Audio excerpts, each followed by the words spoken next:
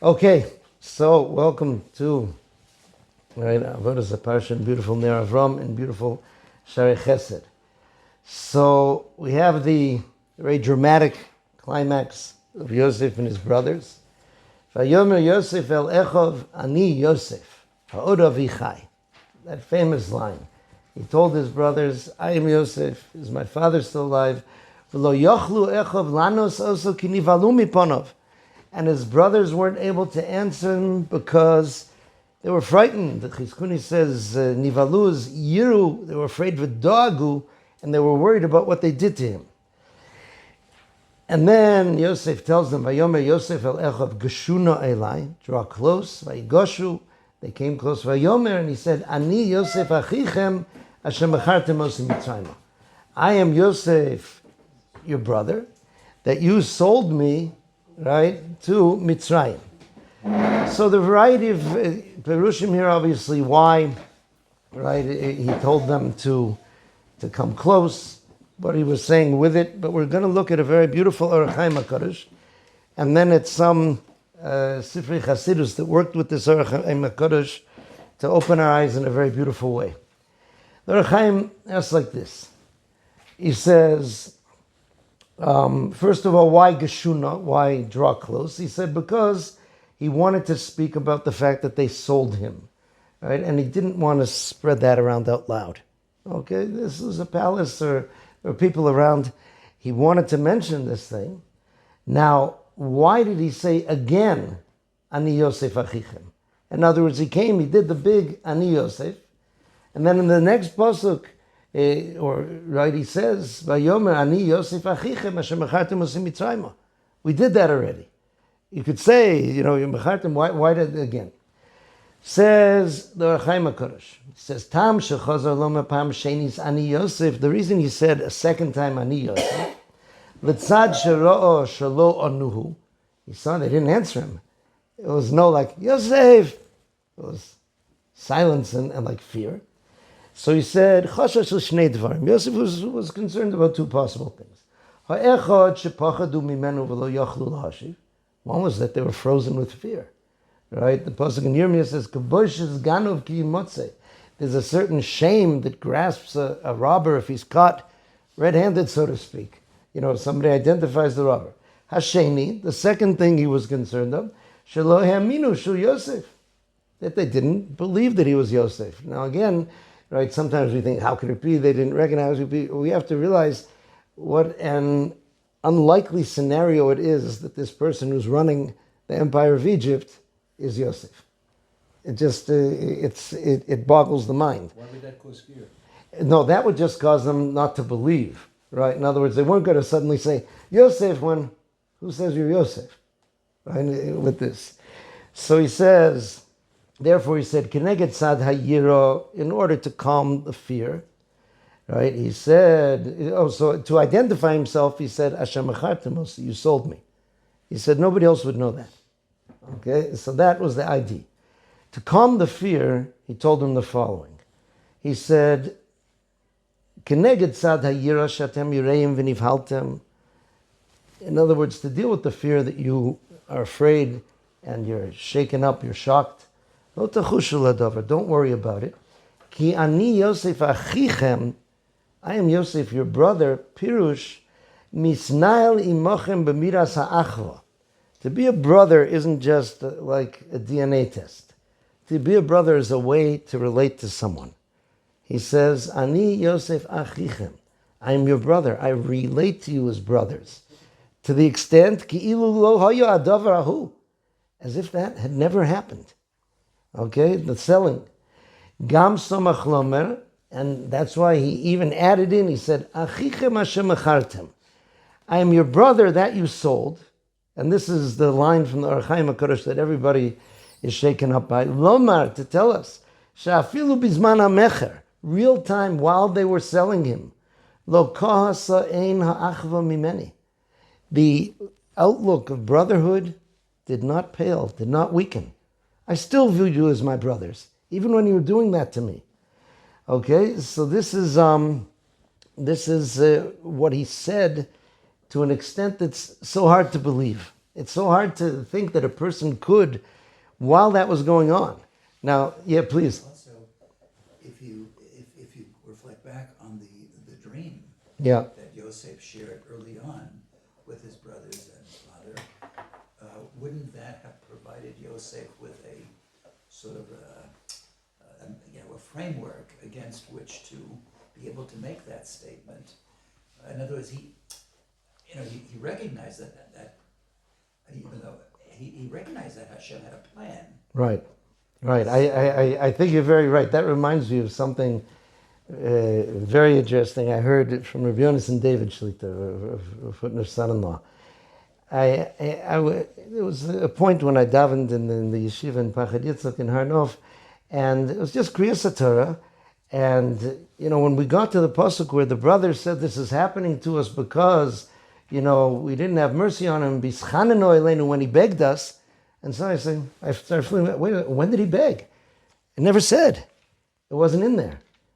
So you would think that's a very important thing to put in there.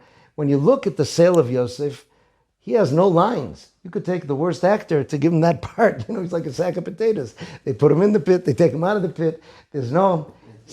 So I asked Rabbi Yonis, and I said, why didn't the Torah tell us that? He says, because the Torah is not a novel.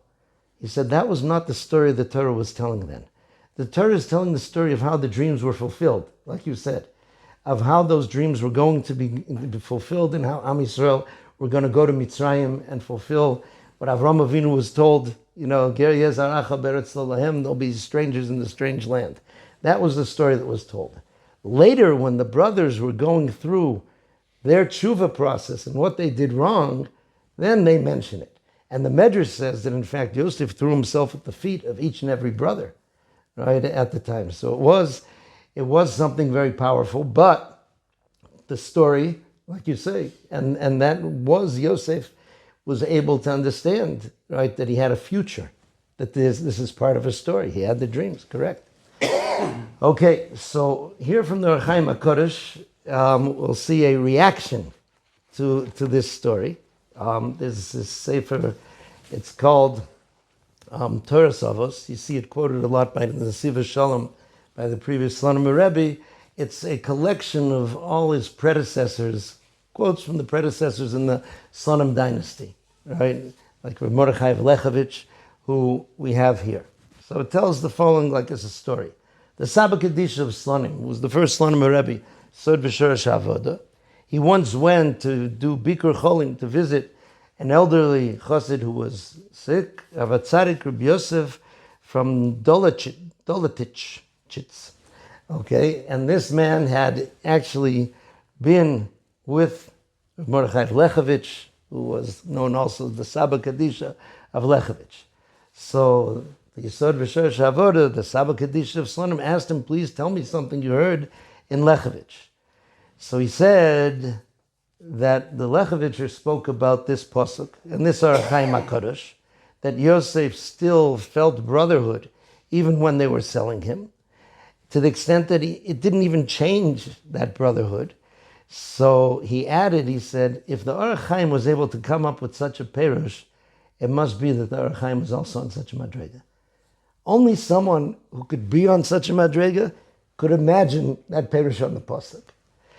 And so a later Slonim Rebbe, the Beis Avram, who told over this story, said that they told about the Lechovitcher that once people informed on him, opponents, and he was being taken to the jail in chains. And he said he went with Simcha as if he was walking his daughter to the chuppah.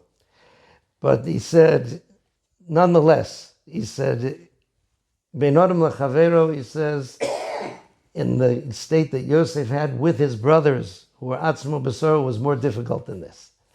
So this is the madrega that we're looking at. This is something which is here. So on one hand, we see this is a very high madrega for Yosef to be able to have this, to have as if, number one, as if nothing happened is hard enough. So that story about Rav Moshe Feinstein, that's all, that there was someone who was very, very disrespectful to him. And then he shows up a while later to get, some kind of haskama for something. And Rav Moshe takes out his pen, and somebody thinks he's not putting it together. He tries to whisper him. He says, Rebbe, that's the man that, he says, It's been Yom Kippur, it's been Mechila, it's gone, it's done. It doesn't any sign to think of it. So again, so these are high madrigas, but listen to where this is going to help us out. There's a famous medrash, a few versions in the medrash, which is beloved by people who want to give some really strong musar that'll go right into your kishkes. And this is the medrash. It says, V'lo yochlu echov lanos oso. His brothers were not able to answer him. Abba koin bardula omar, oy lanu miyom adin, oy lanu miyom atachocha. Woe to us from the day of judgment. Woe to us from the day of rebuke. Yosef k'tanan shel shvatim hoya. Yosef was the little brother, right? They were much older than him. V'lo hoyu l'cholim lamod b'tochachto. They couldn't stand up in the face of his tochacha, right? It says ki nivhalu miponav. So ksheyavu HaKadosh Baruch Hu, when HaKadosh Baruch Hu is going to come, v'yochiach kol echad ve'echad lefi ma shehu, and he is going to give you tochacha according to who you are, really. Right? Shenemar, as it says until Ochichacho ve'ercho leinecho, I will rebuke you and I will kind of lay it all out, right? Like the Shulchan Aruch, everything about you in front of you, alachas kama v'kama. Okay, so Darshanim go on about this, just what happened when they saw this Ani Yosef, they suddenly realized how wrong they were, how everything they imagined was entirely the opposite. Their world was shattered. He says, do you realize what's going to happen to you? Right? Everything you spent time on, everything you cared about, everything you ran after, all of your excuses, it's all going to evaporate in this, and you're going to have to face who you really are. So it's a powerful thing. It reminds me, I love this story. There's Rebbe Shurkin, who's a Rebbe in Teres Moshe. So he wrote down a lot of stories, especially things he heard from his father and from others. His father learned in Radin. So there was a custom, like sometimes guys from one yeshiva would go to another yeshiva for a zman of chizuk. You get a taste of another derech. It freshens things up a bit. So he said his father went from Radin to Nevardik for a zman. So this was after the founder of the yeshiva, the Alter of Nevardik, had passed away. The yeshiva was being run by his son-in-law, Rabbi Avram Yoffen, and he came and he asked, where's the Rosh Yeshiva? So they pointed him to the Rosh Yeshiva's house. The Rosh Yeshiva was not in, but the Rebbetzin was in, the daughter of the Alter of Nevardik. Right? So as you can imagine, she is a personality. So she said to him, young man, where are you coming from? He said, from Radin. She says, Radin. In Radin you see the Chafetz Chaim. You see what a person can be. You see what a person should be. She said, here in Nevardik, we're going to show you what you really are. Boom. Okay, so that was that was the line. Okay, but okay, now here, this is where the Tolner Rebbe combined the Ohr Hachaim Hakadosh with this medrash to give another outlook on it. Now, I want to mention here something I just saw this week in a letter that Rav Dessler wrote. It's in back, I think, the 4th volume of the Michtav Melio. He says, there are no machloksin in Agadata. When it comes to Agadata, and you see it being explained one way, explained the other way, he says that isn't a machlokis, it's just a different viewpoint on it. He gives the mashal, if you have a piece of paper. So a person who's looking at the piece of paper from the edge sees something very, very thin and sharp. A person who's looking at the piece of the paper from the top sees something very broad. They're both looking at the same piece of paper. Okay, so that's why one approach doesn't negate the other, but listen to how this can be joined together in the following. According to Ohr Hachaim Hakadosh, that he told them, I never stopped loving you. Even at the time that you did that, that was what shook them up so much. In other words, the fact that a person that you harmed loved you even while you were doing it, that is something that makes the person feel so embarrassed at that point, feel really the wrongness of what they did because of that love that was there. Okay, so therefore, if he was able to tell that to them, that I was such a brother to you, that I never stopped being a brother to you. So on one hand, that is very frightening. Nivalu, they weren't able to. On the other hand, it's also encouraging, meaning We can move on. As the Ohr Hachaim Hakadosh said, it's as if that didn't happen. Now we move on to the future. If you think that it shattered our brotherhood, what you did, and therefore there's no joint path for us going on, it's me against you, that's not true. It didn't shatter it even then, and so it's certainly still here now. So, yeah, please. How can this warm and wonderful way that Yosef felt and conducted himself and everything from beginning to end be reconciled with stopping to have his brothers join him for dinner once Yaakov died? Oh, so there it gets complicated. In other words, there was an educational process that was going. There's also, you find in the Sfarim, like in the famous Medrash of the Asar Harugei Malchus, the 10 tzaddikim who were killed, and according to that Medrash, right, so the emperor said that, this is because your forefathers sold their brother for a bunch of shoes, right, and if those Shvatim were around, I would be, executing and torturing them, but they aren't, so I'm doing it to you. Meaning that there is residue, okay? There is residue, there is damage, there is what has to be fixed, right? And to be metakin. And that's one explanation of Yosef keeping that distance. There are other ones, whether he didn't want to embarrass them more. In other words, no matter what, it was still embarrassing for them to get together with him. As much as he said, I forgive you, this, it's like you constantly relive that. It's very, very hard. So there are a variety of approaches with him, not eating with them like that in that way. So now, how do we, so to speak, plug this in to this medrash of Oy lanu miyom adin, Oy lanu miyom hatochacha? So, first of all, let's explain the word tochacha. Tochacha, people, in English, it's very hard to translate. They translate it as rebuke. But really, lohochiach means to prove something, to make something clear. Okay? That's what's really happening with tochacha. Hocheach tochiach es amisechel doesn't mean lay into him and call him a worm. Hocheach tochiach es amisechel means try to show him where he went wrong. Try to get him to see where he went wrong, in a way which doesn't embarrass him, etc. So the din, the judgment, is indeed real, right? In other words, every HaKadosh Baruch Hu's din, even that comes from love.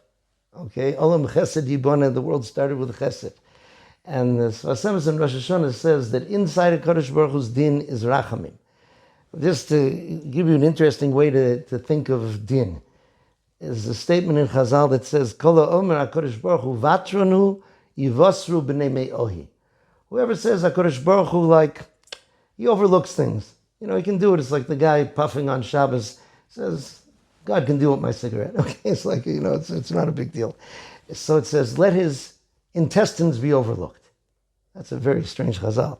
So Rav Chaim Friedlander in the Sifsei Chaim explains it like this. He says, your intestines are the longest organ in your body. They're really, really long if you would unroll them, right? They go across the room. But if I would ask someone here, say, my grandson Moshe, he has show and tell in school tomorrow, and he forgot to prepare something, so it's for science, so I have a friend who's a surgeon in Shari Tzedek. If you wouldn't mind, we'll go over there. I'll just do a quick laparoscopic surgery, take out a few inches of your intestine. That could be very interesting for him to bring in. You go home right away, and hardly a scar, right? There'll be no ill effects. Everybody goes, get your hands off my kishkas. Right? Don't be. Why? Because we want to be whole. It's built into us that we want to be whole. We were created to be whole. We want to be whole. So din is the idea of HaKadosh Baruch Hu created the world to be shalom. Okay? And din demands that the world be as it's supposed to be. Okay? So that is that existence of din. But what brings about the result of din and the tochacha most powerfully is to see that HaKadosh Baruch Hu never stopped loving us. Meaning, if Yosef, who's a basar v'dam, right, was able to keep loving his brothers no matter what he did, HaKadosh Baruch Hu, achas kama v'kama, Reb Zusha Vanapoli said, I wish that I could love the greatest tzaddik as much as HaKadosh Baruch Hu loves the greatest Rasha. Okay, that love is there. It's not overlooking. It's not being mevater. Part of that love is the din which is there. But that is, so to speak, the ultimate nivhalu miponov. If we take that message, do you know what's going to happen when you come and you see what your life was really about, what you were doing, what was really happening? You're going to see that HaKadosh Baruch Hu loved you throughout. Like as the Tomer Devar says, right, anything you do, if I decide to steal something, HaKadosh Baruch Hu's giving me the power in my eye, the power in my hand, the power in my brain, all those things real time as I do something he tells me not to do. Because he allows me to do that, I'm supposed to have the Bechira, and he waits for me to do tshuva. Baal Shem Tov gives a similar perush on a line in Zmiris. Friday night, M'shoch chastecha liyodecha, right? Bring down chesed, loving kindness to those who know you. Kel kanov enokim, a God who is zealous and vengeful. That doesn't seem to go together. M'shoch chastecha liyodecha, kel kanov enokim. So Baal Shem Tov gives a mashal. He says that there was a minister of a king, and this minister was doing things that were very disrespectful to the king. I don't know, he was putting like little graffitis up saying, down with the king or something, or drawing caricatures, whatever it was. And one evening, right, some soldiers from the castle in the fancy livery come and knock on his door, and he looks out the window, he sees them.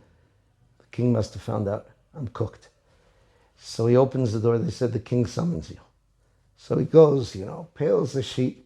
He comes, he enters the castle. The king comes over to him with a smile. He says, oh, I'm so glad you came. It just hit me. We haven't had dinner together for so long. So I asked my chef to make something special. I took out from the cellars one of the nicest bottles of wine. How have you been doing? And he's burning with shame. Burning with shame. How could I have been so treacherous to this king? In other words, if you're going to punish us with love, right? That is a way which is there. So on one hand, it shouldn't be done as a vengeful way. You know what? I still love you anyway, something to make you feel worse. But what it means is this idea of the confidence that every Jew is supposed to have in the love of their fellow Jew, right? Which is there, that we're supposed to go in HaKadosh Baruch Hu's footsteps. We can disagree, right? Sometimes we can have to distance ourselves. Sometimes we have to protest something, but the love is always supposed to be there. Right? And it has to be demonstrated, and you have to try to be able to get that across at all times.